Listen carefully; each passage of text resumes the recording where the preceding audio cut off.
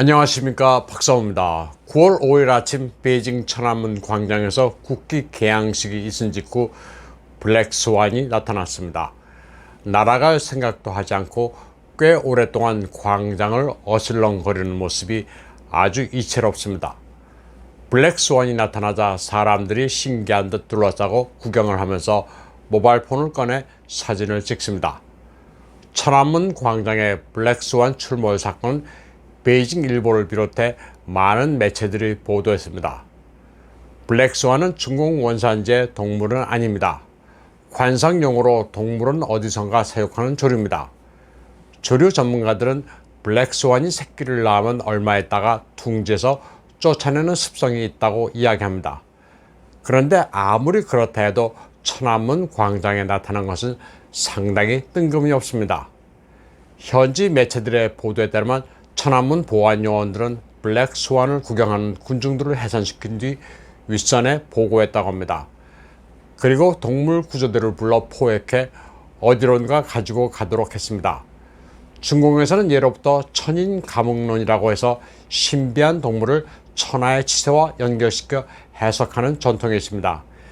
기린이나 봉황이 나타나면 황제가 통치를 잘해서 태평성세를 구가하는 상서로운 조짐이라든가 하는 식의 미신이 있습니다.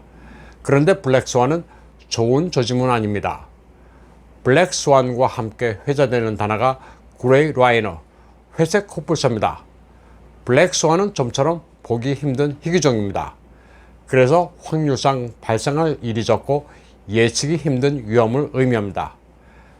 반면 그레이 라이너는 발생 확률이 높고 충분히 예측 가능하며 파급 영역이 광범위한 위험을 의미합니다. 예를 들어 설명하자면 블랙스완은 인류가 예전에는 상상하지도 못했던 전염병이 여기에 속합니다. 그리고 중공 상황을 보자면 정변 또는 전쟁 발발 같은 상황입니다. 너무나도 갑작스러워 예측하기 힘든 것들입니다. 그레이 라이너를 중공 상황에 대입하면 이런 것들입니다. 부동산 위기, 금융위기, 경제 파탄 같은 것들입니다. 지금 돌아가는 상황으로 보면 대략 이렇게 되겠다. 충분히 예측 가능한 위기들입니다. 지금 중국 네티즌들은 블랙스완이 천안문 광장에 나타난 것을 보고 다음에는 그레이 라이너가 나타날 차례냐면서 말들이 많습니다. 그런데 주목할 만한 점은 시진핑이 블랙스완과 그레이 라이너를 계속 기회가 있을 때마다 언급해온 사실입니다. 시진핑은 2019년 중앙군사위원회 회의에서 블랙스완을 경계하고 그레이 라이너를 막아야 한다는 취지의 연설을 했습니다.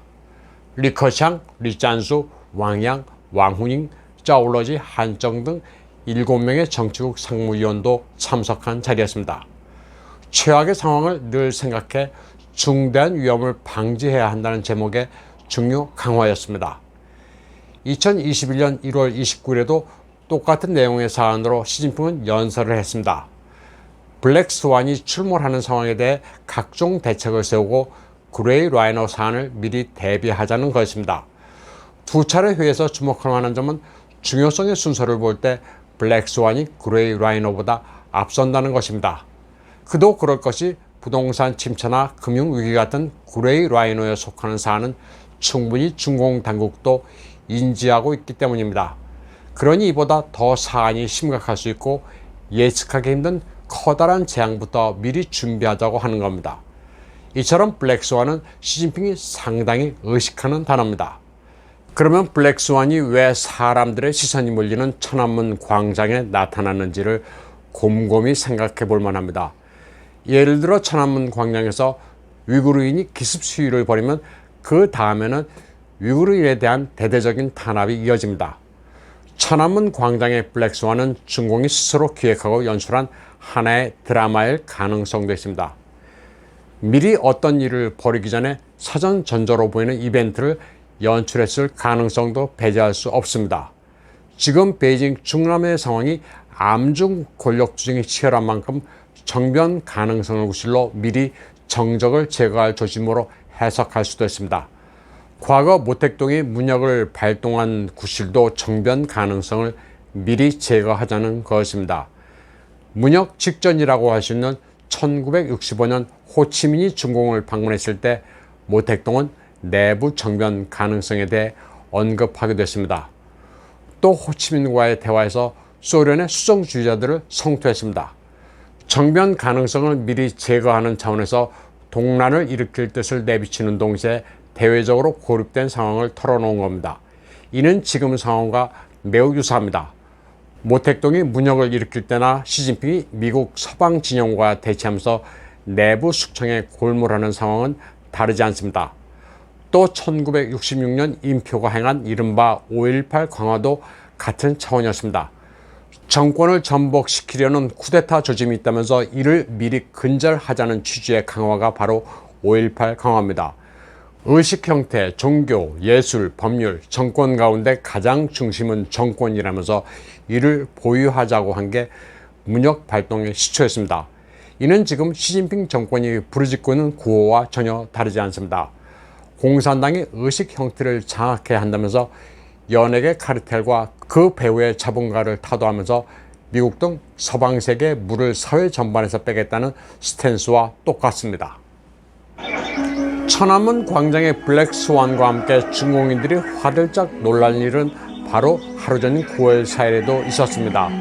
이날 섬서성 예난 안사이구의 야오동 6개가 일제 무너져 내렸습니다. 야오동은 섬서성, 간수, 닝샤 등 황토 고원 지역 특유의 주거지입니다. 예난은 붉은 혁명 사적지로 아주 유명한 곳입니다. 모택동 혁명 근거지의 대표적 건축 형태인 야오동이 갑자기 무더기로 무너져 내리자 다들 불길한 징조라고 이야기하고 있습니다. 황토 고원의 산 언덕에 동굴을 뚫어 만든 야오동은 아주 튼실합니다. 그저 그런 일반 토굴이 아닙니다. 단단하고 밀도가 높은 황토 덩어리에 구멍을 뚫은 거라 겨울에는 보온이 잘 되고 여름에는 시원하다는 특징이 있습니다. 웬만해서는 무너지는 일이 거의 없습니다. 산간이 아닌 평원 지역에서는 황토를 사각형으로 파내 정원을 구성한 형태의 가옥도 많습니다. 공중에서 보면 나름 상당히 아름답고 개성이 돋보입니다. 국공 내전 당시 모택동이 홍군을 이끌고 도피해 있었던 예난 지역은 공습을 피하기도 적절했습니다. 워낙 산간 오진데다 야오동식 토굴은 공중 폭격에도 끄떡없다고 모택동이 자랑할 정도였습니다. 이곳에서 모택동은 항일 군정대학이란 공산당 사상 교육기관도 운영했습니다. 굉장히 열악한 조건에서 혁명 열세를 양성했다고 중공이 선전하는 지역이 예난입니다. 2021년 7월 1일 공산당 창당 100주년을 앞두고 야오동이 무너진 예난의 안사이구는 붉은 여행 명소였습니다. 홍군 복장을 한 관광객들로 미어졌습니다. 중공 당국이 정책적으로 붉은 관광을 장려한 이유도 있지만 예난은 북송시대 학자 범중엄의 사적지로도 유명하고 부근의 황하 발원지도에서 볼거리가 많은 곳이기 때문에 나름 인기 있는 관광지입니다. 예난의 양잘링에는 모택동, 주울레, 주덕, 유석이 등이 살았던 야오동도 사적지로 보존되어 있습니다. 모택동이 세 번째 쳐 허주전을 벌이고 강청과 눈이 맞아 살림을 차린데도 이 토굴입니다. 당시 중국 공산당원들은 상당히 남녀 관계가 문란했습니다. 중국 공산당원은 이때 소련의 마크시스트 페미니스트였던 알렉산드라 콜론타이의 성관념을 받아들입니다. 그녀는 결혼해서의 공산주의 도덕이라는 논문에서 성관계는 목마를 때 물 한 잔, 보드카 한 잔 마시는 것과 같다고 주장했습니다. 여기에서 유래된 게 베이수의 주의, 영어로 Glass of Water Theory of Sexuality입니다. 중공 지도자 가운데 결혼을 여러 번 한 자들이 많은 것은 여기에 유래가 있습니다. 또 당시 평당원들은 남녀가 숲속에서 성관계를 하는 일이 많았는데 이를 따여우지, 게릴라전을 한다는 언어를 사용했습니다. 세뇌된 중공 사람들에게는 그저 낭만적인 혁명의 성지지만 예난의 토굴은 이토록 어두운 공산당의 과거가 서려 있는 곳입니다. 폭격에도 무너지지 않는다는 예난의 야오동이 하루아침에 무너져 내리자 많은 네티즌들은 중공의 체제를 연상하고 있습니다.